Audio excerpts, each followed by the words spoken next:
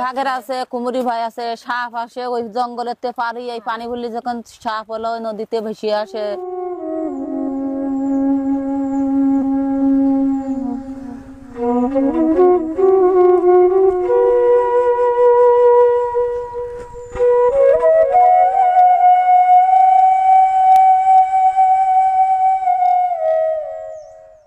এই যে টংঘরে কিন্তু জল ছুঁয়ে গেছে।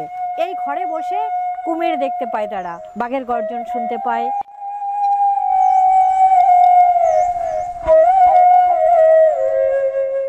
যেখানে একটা শিশুর পৃথিবীর মুখ দেখতে তাকে সম্মুখীন হতে হয় অস্বাভাবিক ভয়ঙ্কর পরিস্থিতির।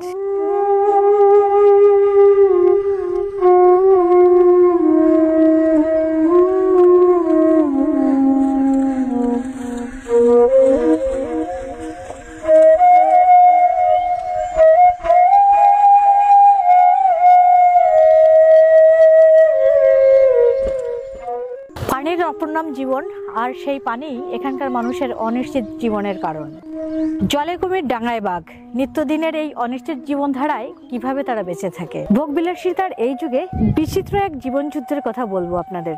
মৌলিক অধিকারের সবকিছুই যাদের কাছে ঝাপসা, গরিবের থেকেও গরিব, ঝড়ের ছোবল, তুফানের চোখরাঙানি, বাঘের আক্রমণ, কুমিরের দাপট, তীব্র ক্ষুধা, ভয়ঙ্কর তৃষ্ণা, নির্দারুণ দারিদ্র আর রোগশোকের চাবুকেও শেষ জীবন সহসা টলতে চায় না। এমনি ভাবে জীবনের ঘড়ির কাঁটা ঘুরতে থাকে যাদের। নিজের চোখে এই পরিস্থিতি না দেখলে যেটা বিশ্বাস হবে না।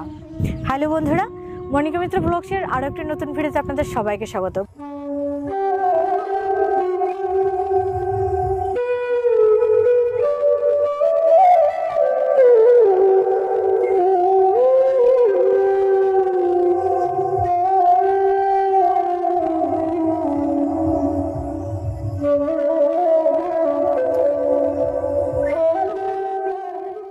বাংলাদেশের খুলনা জেলার দাকপ উপজেলার অন্তর্গত একটি ইউনিয়ন সুতারখালী। সুতারখালী ইউনিয়নের কালাবগি গ্রামে রয়েছে বিচ্ছিন্ন এক বদ্বীপ। সেখানকার মানুষের ভয়ঙ্কর জীবনযুদ্ধের গল্প শোনাবো আপনাদের।